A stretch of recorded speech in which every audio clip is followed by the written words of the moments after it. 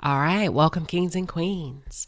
I'm a bit behind on my Love and Marriage Huntsville commentary, but let me share my thoughts with you regarding the current dynamics that I feel may be happening behind the scenes.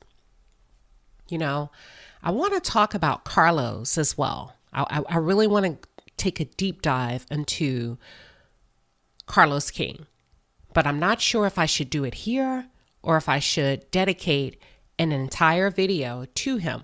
What are your thoughts? I don't know. You know what? I think I'm going to dedicate a video strictly for him. Now, I am a week behind, but don't get it twisted. I have a lot to say about last night's episode, and I'll be dropping my commentary on that one tomorrow. But for those of you who are just tuning in, or if you're new to the channel, welcome to the palace. I am Queen Shiba. I cover a variety of hot topics specific to reality television, but most importantly, I hone in on the psychological and the behavioral traits of the Black experience. I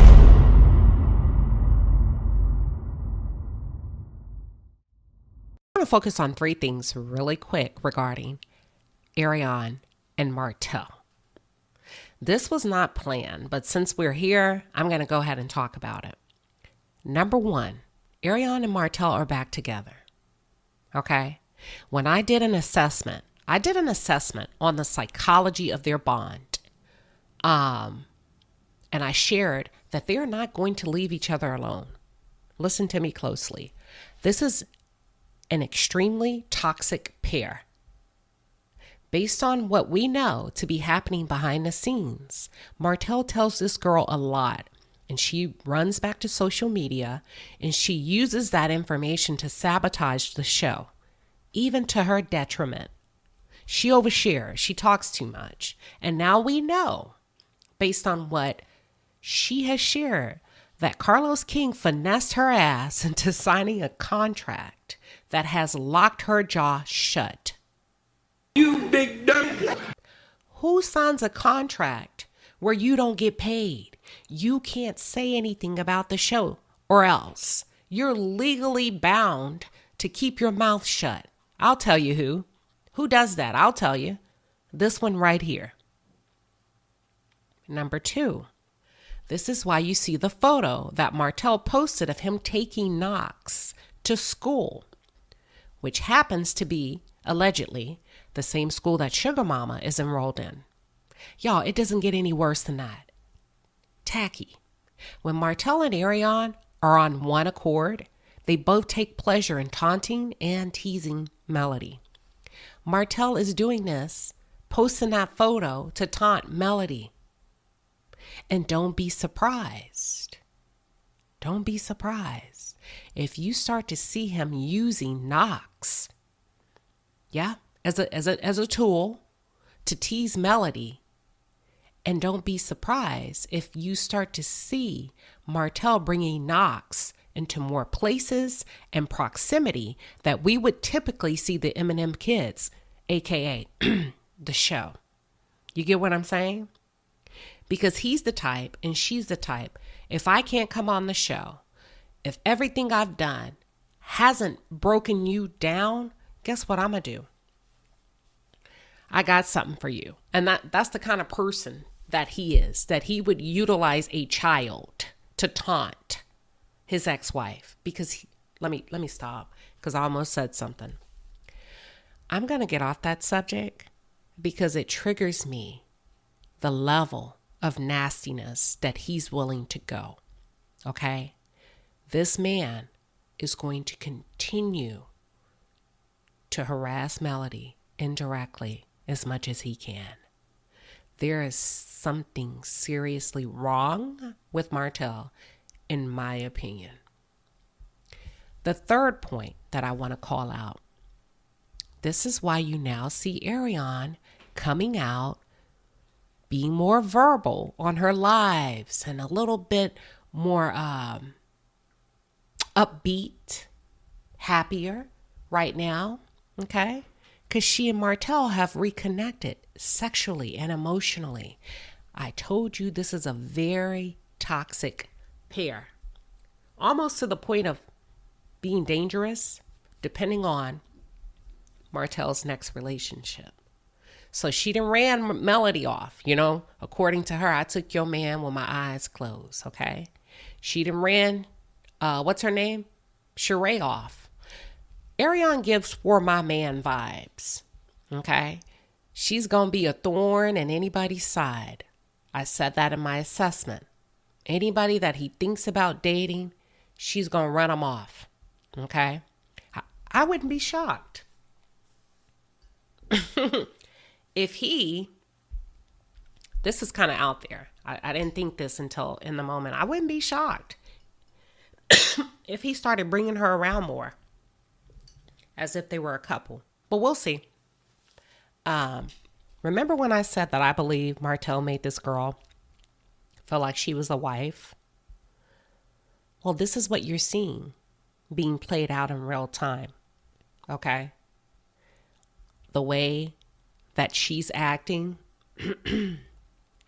him taking photos, and in my opinion, I believe she was at that schoolhouse with him, okay?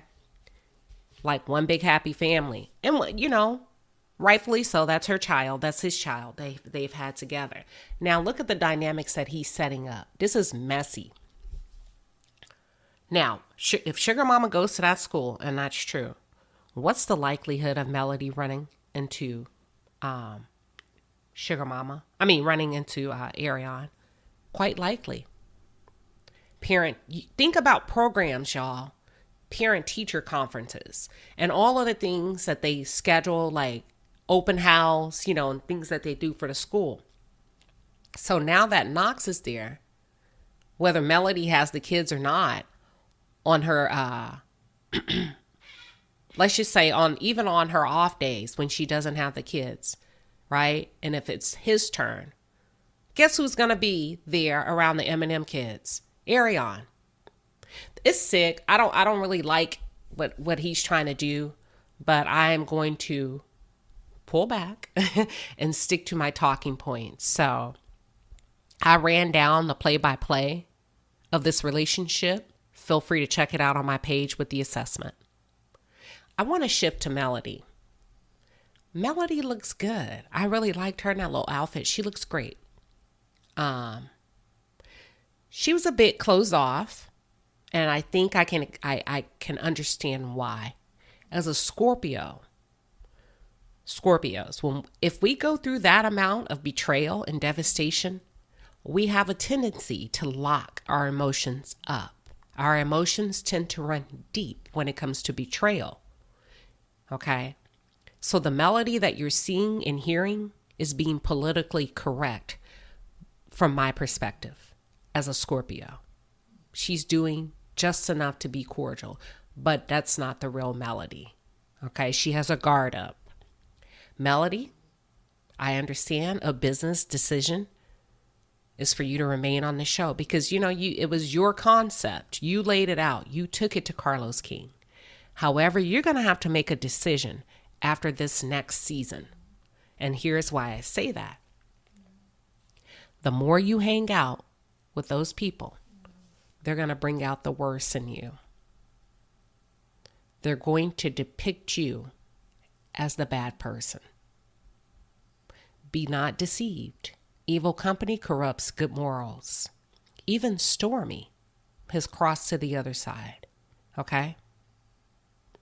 And you don't really see Stormy riding for Mel or hanging out with Melody, So I just want to put that out there.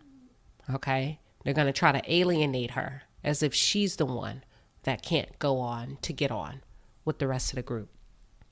None of us are exempt from being impacted by negative company if we stay long enough, which is why you flee, and you flee quickly.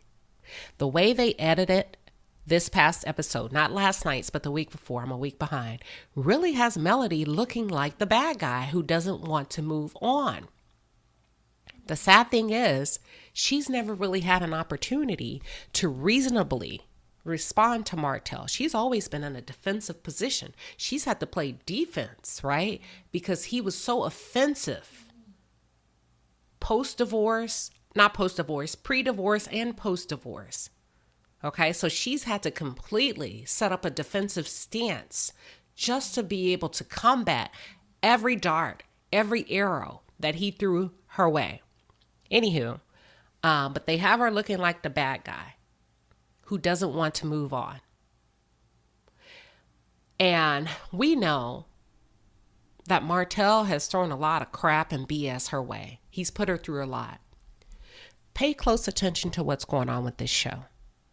They're reframing this for Martel and Marcel to be the good guys, and Melody and Letitia to be the two who are impeding progress to the well-being of the show. You know, Letitia is some kind of wonderful, but I'll cover that on tomorrow. I want to talk about Martel. Martel Holt is a self-serving, malignant narcissist, in my opinion.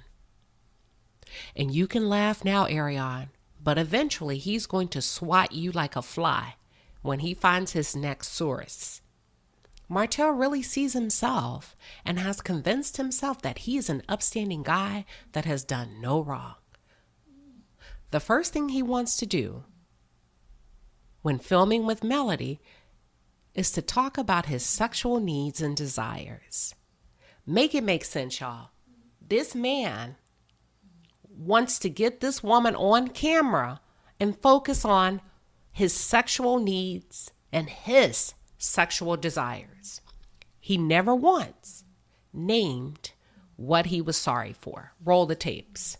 He never used words like cheating, adultery, I bullied you, I locked you out the house, I kept all of the furniture, I stole money from you, I encouraged people to gang up on you, I created a smear campaign, I made 3 babies while being married to you, I got rid of 2. No, he never did that. He never used those sort of words because in his mind and his delusional mind, he's a good guy. And his focus is his Mr. Goodbar, if you get my drift. And how she wouldn't put his penis in her mouth.